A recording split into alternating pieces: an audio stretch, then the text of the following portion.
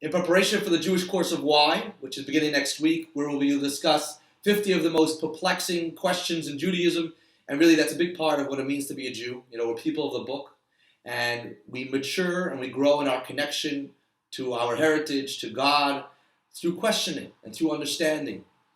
So I would like to discuss a question which always bothered me, and I'm sure it bothered many people, a why which I always had, but only found out the answer this week with the beautiful story. And it's so powerful and so beautiful, and it really changes the way we look at not only this particular question, which we'll address in a moment, but really many questions in Torah, similar questions in Torah which we may have when studying the 5 books of Moses. The particular question I'm referring to is the story of Lot, which is discussed in the Torah. We know the story of Sodom and Gomorrah, where God destroys those towns because they're so cruel. But God saves Lot, Abraham's nephew. Together with Lot, God saves Lot's wife, who on the way, the Torah says, turns into a pillar of salt because she turns around. But together with Lot are Lot's 2 daughters. And they run away and they're hiding in a cave. And the entire city, the entire area of Sodom and Gomorrah is destroyed, and Lot's daughters are under the impression that they're the only ones who survive. There's no one else in the world remaining besides these 3 people, Lot and his 2 daughters.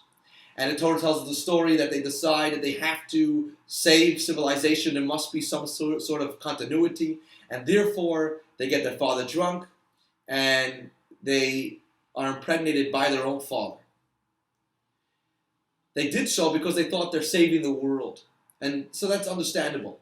But the real question comes to mind when they name their children. One names a child Ammon, but the other one names a child Moab.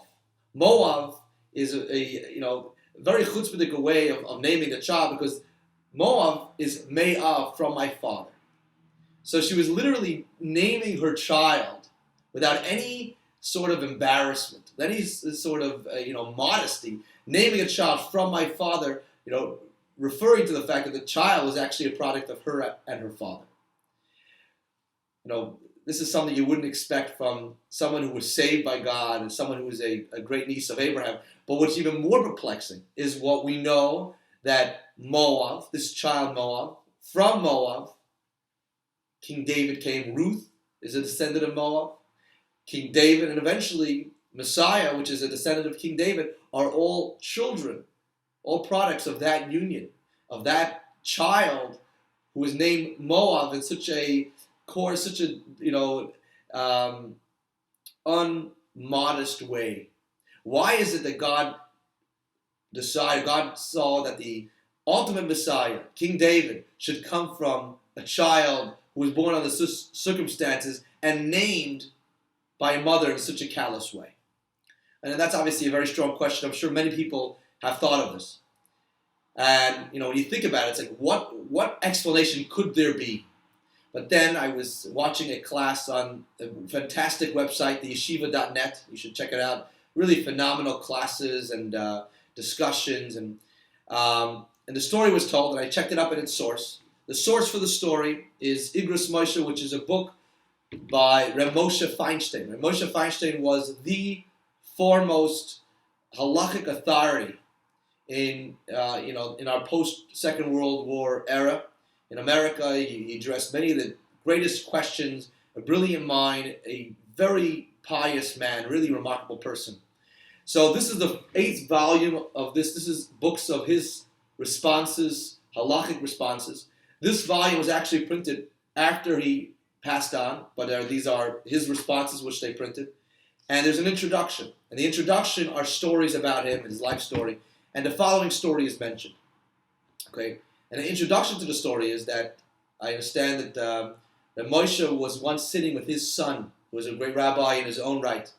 And his son was discussing the daughters of Lot and what they did, and then they named their child in a derogatory fashion. What kind of thing is this? Why did they do it? And Rav Moshe responded with the following question, with the following story. Rav Moshe was a rabbi before the war. He was a rabbi in a city in Europe known as Luban. And he says that the people in Laban were very pious people, very special people.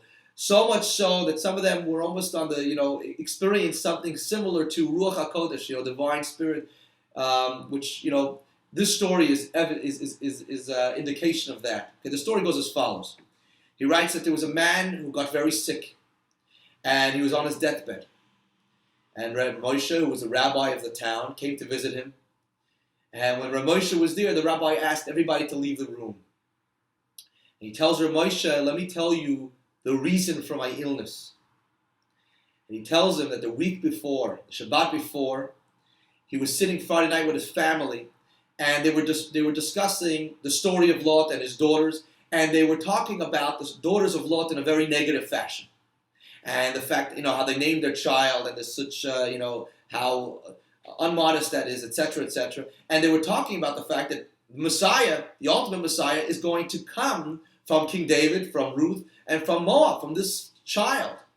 And the fact that really it's so questionable and something which is so difficult to understand, that a child comes from women who acted in such a negative way, in such an inappropriate way. That night he went to sleep. And in his dream, two very old women came to see him. And their faces were covered. And they tell him that they are the daughters of Lot. And they're coming in response to his discussion at the Friday night Shabbat meal that evening, when he and his family spoke about them in a very negative way. And they tell him, let me explain to you what happened. There's so much you don't understand. They say as follows. They say they could have very easily, people look at them. They were saved because, the whole city is destroyed. Here, these people are saved. Obviously, we know they were saved in Abraham's merit. But they could claim that they were saved in their own merit. The only people from the entire town. And they could have very easily claimed that not that their father impregnated them. They could have easily claimed that they were impregnated from on high.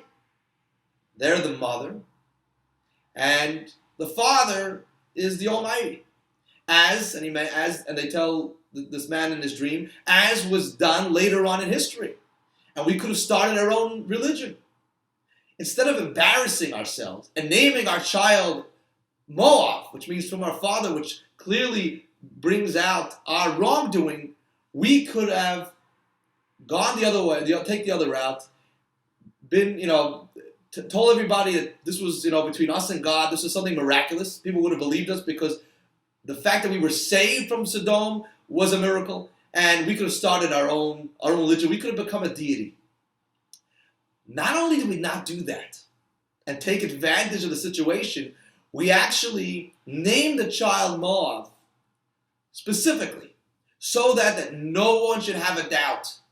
Everyone should know that this child has a father, and every child has two parents, a mother and a father.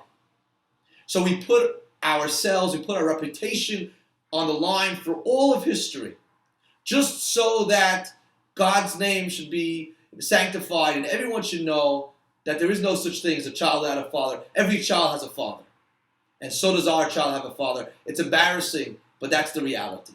In their situation, obviously, it was embarrassing. But they were going to be open about it because that was the way they were going to sanctify God's name and spread that truth for the rest of time.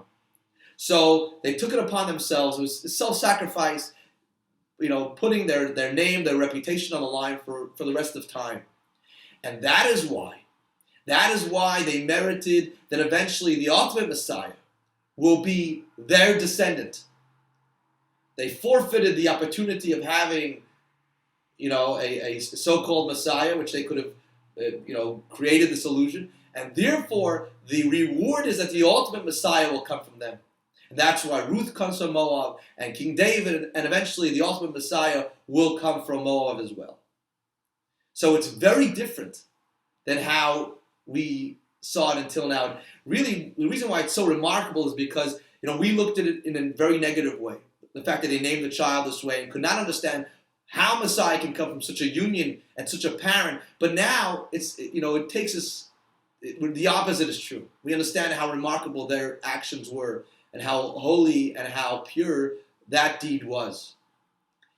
But the end of the story is they tell this man in the dream, because you spoke negative about us, you will be punished in the same fashion that the spies will be punished later on, or were punished in the Torah. You know, the spies, the Torah tells us, came back and they spoke in a negative way about the land, and they were punished. Our sages tell us they were punished in a very irregular fashion. Their tongues came out, something to do with the mouth. And this man had a terrible illness with his mouth, and he writes that his tongue expanded in to a very great extent, a very irregular way, and he had some very odd illness in his mouth. And they told him, you're going to suffer from the same thing and pass away in the same way. And he turns to Rav Moshe and he tells him, this is why I'm ill. This is the reason for my illness. And then he turns to the wall and he returned his soul to his maker. Just a remarkable story. I had to share it with you. And it really sheds a whole new light on many whys that we may have. You know, all the questions we asked about the Jewish people in the desert, which we'll address at another time. But it really gives us the perspective that there's a lot more that we may not know, and about these remarkable people. And just so excited to share this wonderful story with you. Looking forward to the class next week. Please join us next week, Thursday, the Jewish Course of Why. Shabbat Shalom.